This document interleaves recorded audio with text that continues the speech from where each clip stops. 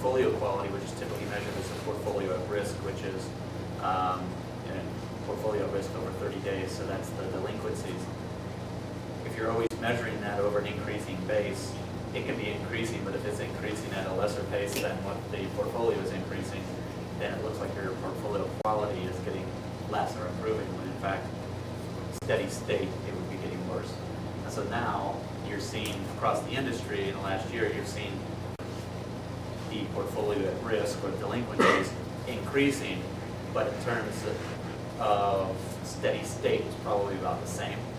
And so, it's just, I think it's a good factor. Organizations are now focusing on the credit quality better. They're focusing on their own policies and procedures for extending credit, just like the subprime lenders are here.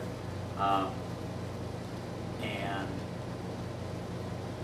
also, organizations to keep the same return on assets, return on equity, are having to focus on operating efficiency to make their operations more efficient and effective.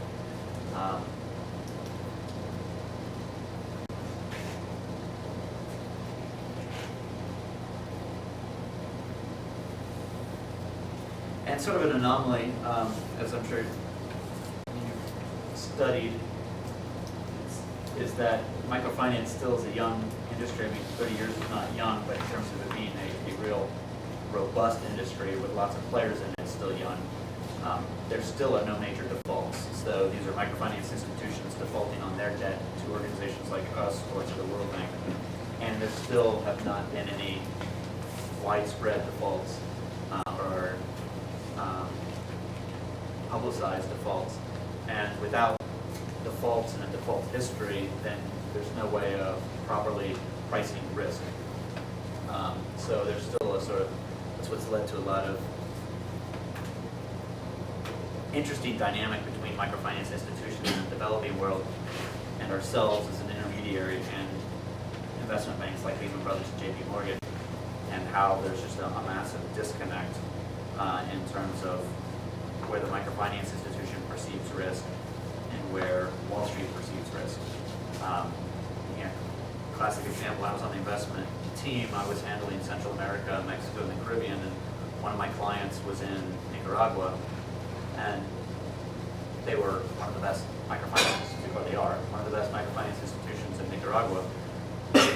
But during this whole froth period, they felt that they could get pricing at a level where they wanted to get something like 5 or 6 year financing for something like 6.5% interest, and all they saw was their own world of, in Nicaragua they were the largest and the biggest and the best.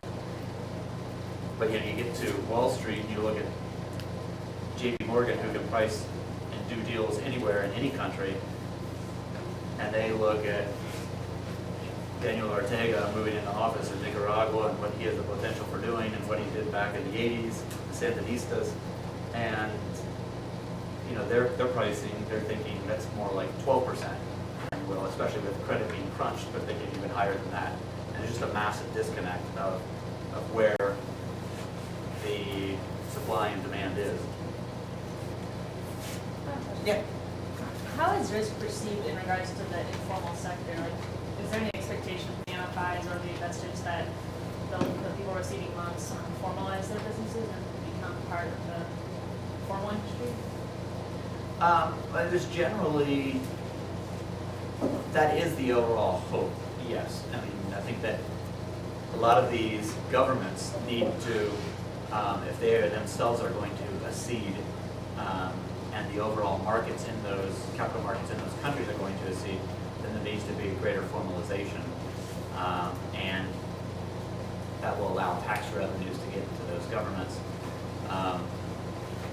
Some microfinance institutions have specific programs to help sort of the micro-entrepreneur bring their business from a very small, single-shop, informal sector approach to something that's either growing or has 2 stores or is becoming more formalized.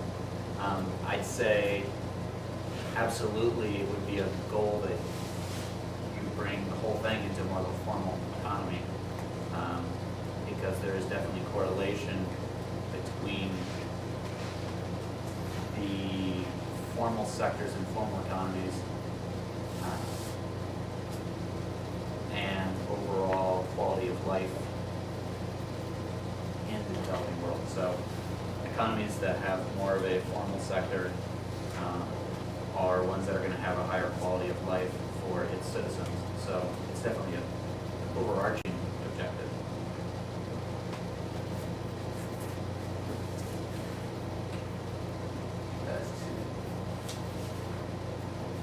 It's a visual representation of what I was talking about. It's not really good in detail.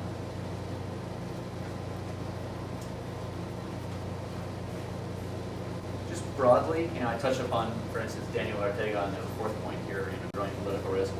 Certain countries are very unstable and they're constantly changing. So our job as investment manager is trying to assess risk appropriately and stay on top of constantly changing politics and risk in these developing countries.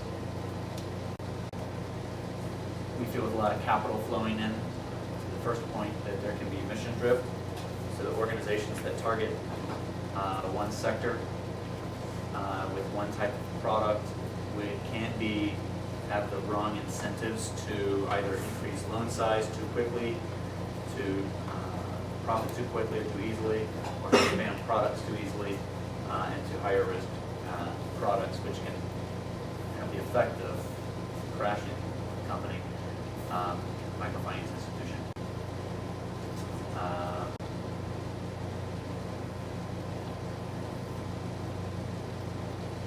We see a risk with inexperienced microfinance investment vehicles in that,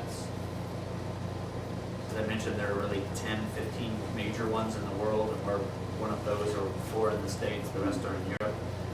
There are probably 40 others that have popped up in the last 2 years, smaller ones, that are not about core investment discipline, that don't hire necessarily people who are capital markets experienced, and so or emerging market experienced, and so they don't,